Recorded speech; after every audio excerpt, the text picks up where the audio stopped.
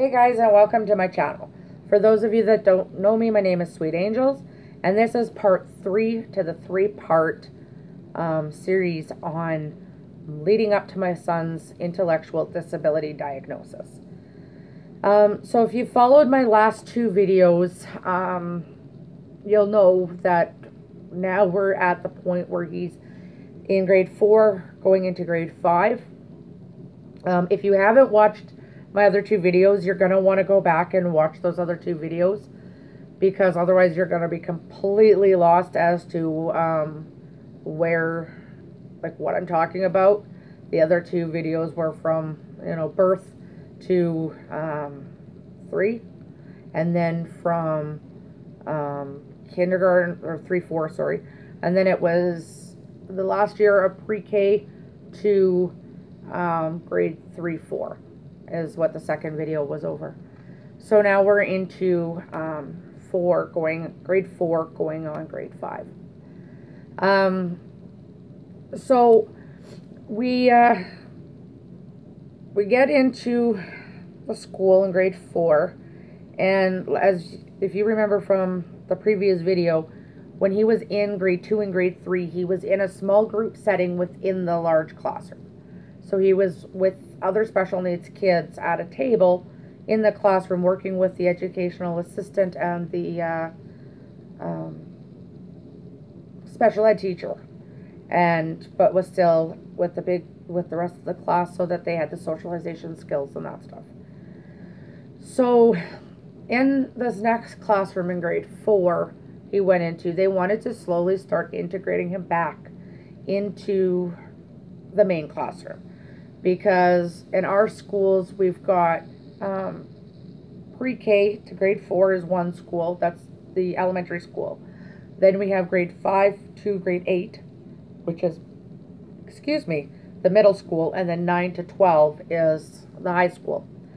So they wanted to slowly start integrating him back into the classroom, so they did. And he also was going through, one thing I forgot to mention was, because his reading was so low, they enrolled him in, it was called Roadways to Reading, I think it was called, or Reading Roadways or something like that. It was great anyways. That's what's helped him to come up in his reading levels, and he had to do tests and reading tests and be able to tell what happened in the story that he was reading in the beginning, in the middle, and the end.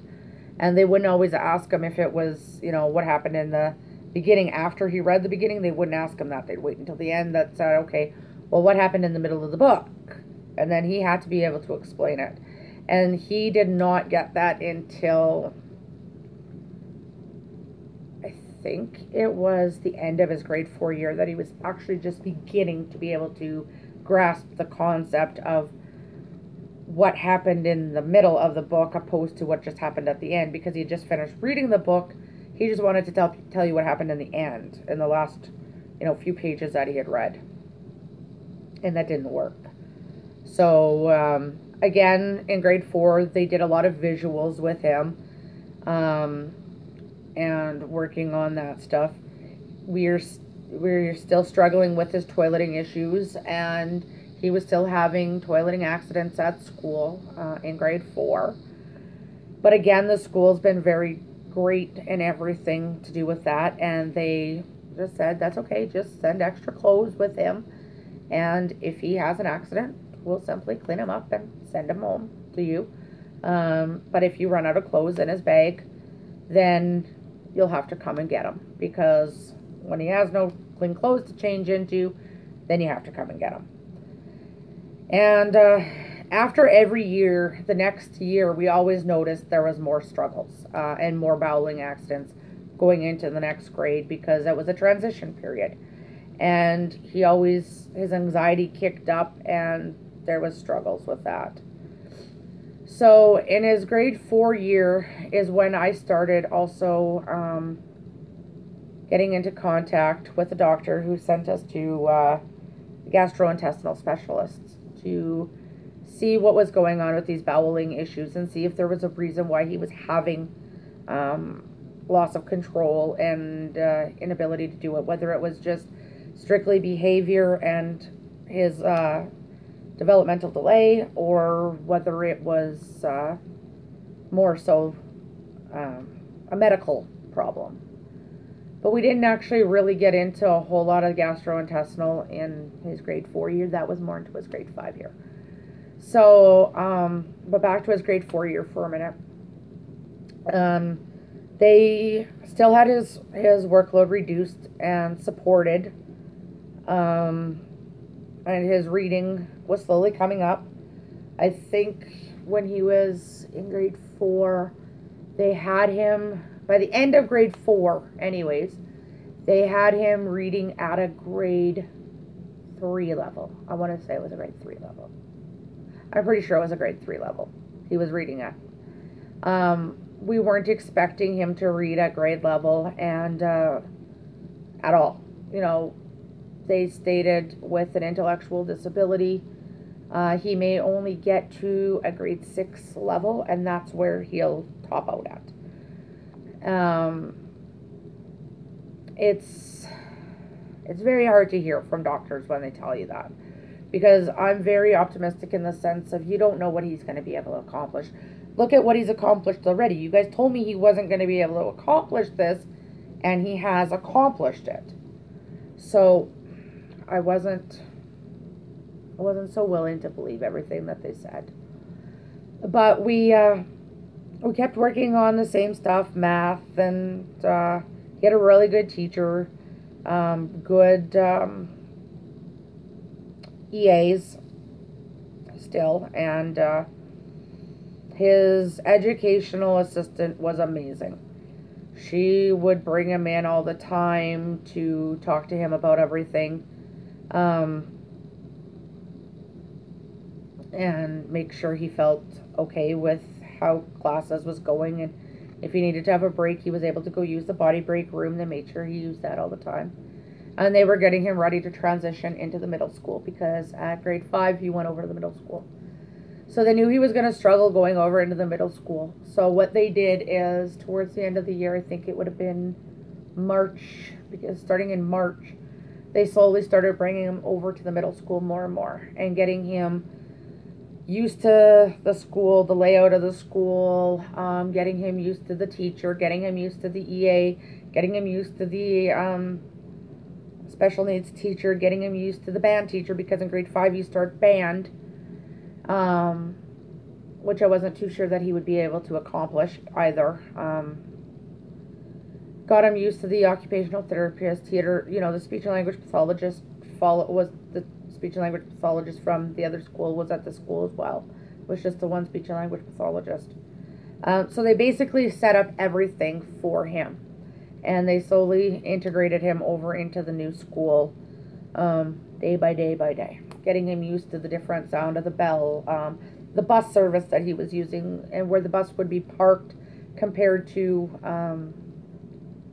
his other buses, because his other buses he would get on and then go to the other school. So it was a little different now that he didn't have to get on a first bus to transfer to the second buses.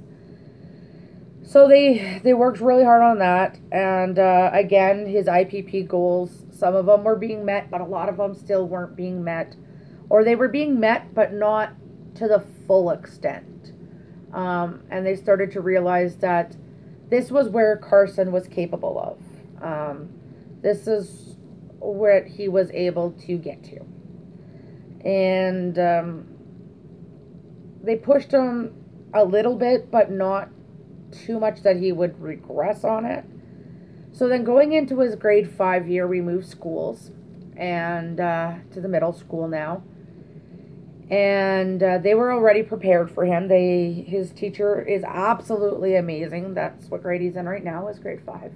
His teacher is absolutely amazing. And at the beginning of the year, actually it was the end of last year, his teacher met with me and said, okay, hi, I'm so-and-so, and I'm going to be your son's teacher for the year. Tell me about your son.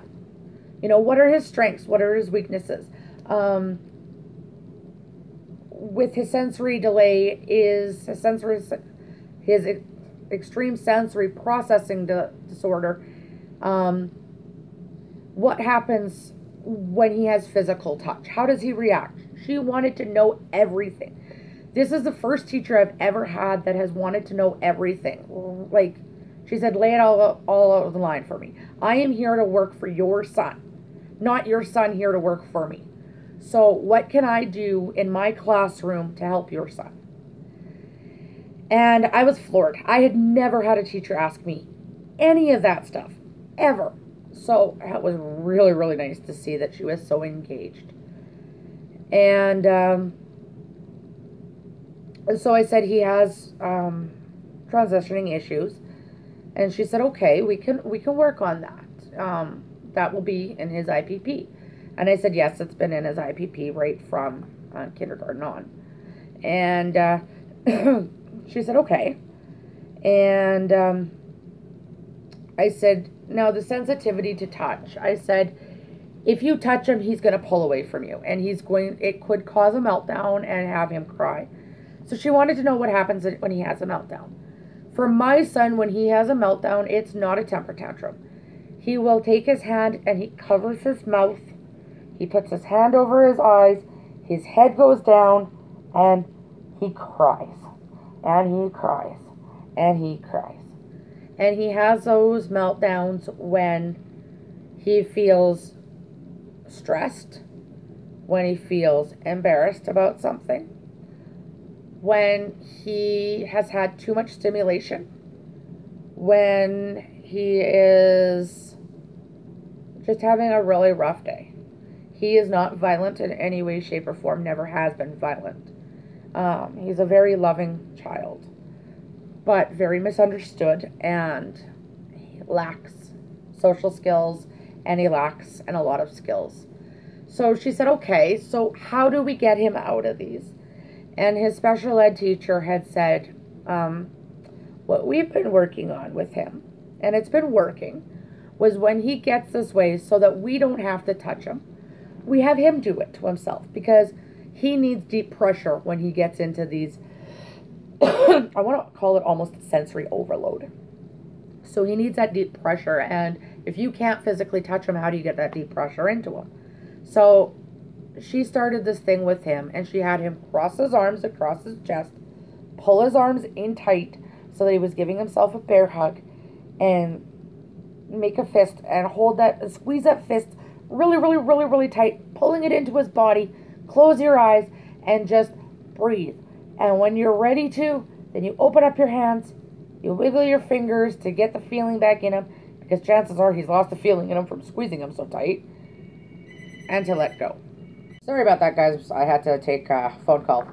So anyways, the deep pressure on him seemed to be helping a lot, and it worked really well. So his teacher incorporated that as well into her daily routine with school when he started to have a meltdown. And she's been working at getting him out of it really quickly. She also set up an area in her room for a quiet area in case he needed just to go and sit away and do his own thing. His teacher asked me to bring a change of clothes or 2 changes of clothes in his backpack, and to have a package of flushable wipes so that he was able to clean himself up if he had a toileting issue. So I've done that. Those are always in his backpack with him. And he's continuing on his IPP plan in grade 5. He's got a few different goals this year that he needs to make. Again, transitioning is on his goals list. He is now doing basic multiplication in grade 5. He's doing your basic multiplication and division. Nothing like the other students are doing yet, but he is still doing basic multiplication. He has started a socialization club at school. So instead of going in like social studies, he's going to the socialization group. Because as they explained it to me with Carson, is what they want to work on is reading, writing, and arithmetic. And getting him ready for when he's out on his own in the world, and how to how to function as a young adult. And they say, you know, he's not going to be no archaeologist or anything like that. We all know that. So let's focus on the things that are important so that he can do a basic resume so he can get a job. Let's focus on things like basic math so he can make a budget and go out and get his groceries that he needs and know how much money he will have left for his other bills that he'll have in life. They want to focus on being able to read so that he can tell, you know, where he is on a street so he doesn't get lost, those kind of things like that. So he went into the socialization club instead. And in the socialization club, there's a group of them, and it's all kids that are struggling to meet social skills that they need. And they meet after school, or not after school, fifth period every single day, I believe it is. And he loves it. He comes home and he talks about it all the time. Even though he might not be making big gains, for him to talk about a group like this is fantastic. You know, he doesn't normally do that. The other thing that his grade 5 teacher has been able to accomplish with him is, just recently I got a phone call from the special ed teacher, and she was so excited to tell me. And she's like, "You'll never believe what I have, what kind of news I have for you today." And I'm like, What kind of news do you have for me?" And she says, "We did an assessment on Carson's reading." And I said, "Okay." And she says, "He is reading at grade level. He's not reading as fast as he should be able to, but he is reading at a grade 5 level." And I went, "Hooray! He's reading at a grade 5 level. This is a huge accomplishment. He is in grade 5, reading at a grade 5 level." They've got him to where his reading needs to be. Does that mean that everything else is going to come to where it needs to be? No. His reading is at a grade 5 level, but a very slow level. He can't read and interpret it like a regular grade 5 student would be able to. But in Carson's ability, he is reading at a grade 5 level. And that is absolutely amazing. We never thought we'd get to grade 5 level. So I'm absolutely floored. And knowing that when we were in grade 1, when they told us he is never going to amount to much, he's never going to be able to read past like a grade 2 level, you know, he's not going to have a job, he's not going to be able to live on his own, he's always going to have to live assisted. Now to see that he has grown and he's come to this level, reading at a grade 5 level, even though he may not comprehend what he's read, he's still reading at a grade 5 level. Because you have to be able to read so many words in a certain time frame. That's how they test you on reading at your grade level. And he was able to accomplish it. So I'm floored with that. That's amazing news. Being over in the grade 5 classroom. They've got him on playing triangle in band because he doesn't have the motor skills and he doesn't have the ability to make the sounds out of his mouth that you would need for a trumpet or a clarinet. He can't put his mouth in the shape that it needs to be in order to produce the sounds. So they gave him a triangle, so he is still part of the band. He's doing okay in band. He gets a little antsy in band, but his EA goes with him to band, and they work together. So far he's doing really good.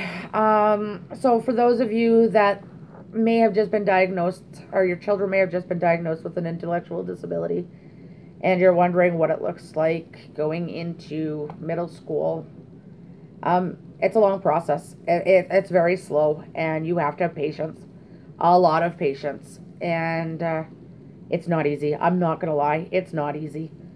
you've got struggles every day. You go 3 steps forward, 2 steps back. Sometimes it's 3 steps forward, 10 steps back. It just really depends on the day. You know, it's not something that's going to be cured. He's never going to be cured of this intellectual disability. It's something he's had since birth. And it's just something he's going to struggle with for the rest of his life. He can learn to live with it and live in society and, you know, go through life. And he's going to struggle, but he'll get there. So like I said, for those of you that were wondering what an intellectual disability looks like throughout the first 11 years of a child's life, that's what this is right now.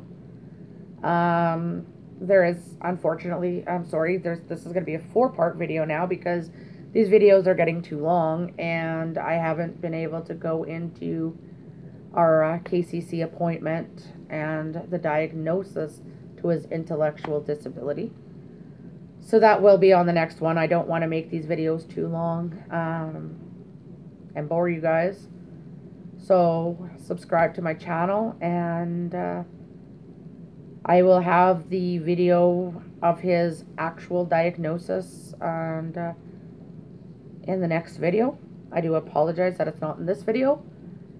I know I said it would be, but it's not going to happen.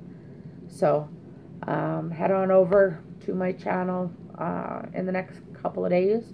That video should be up and posted for you to continue watching. And have yourselves a great day. Thanks a lot, guys. Bye.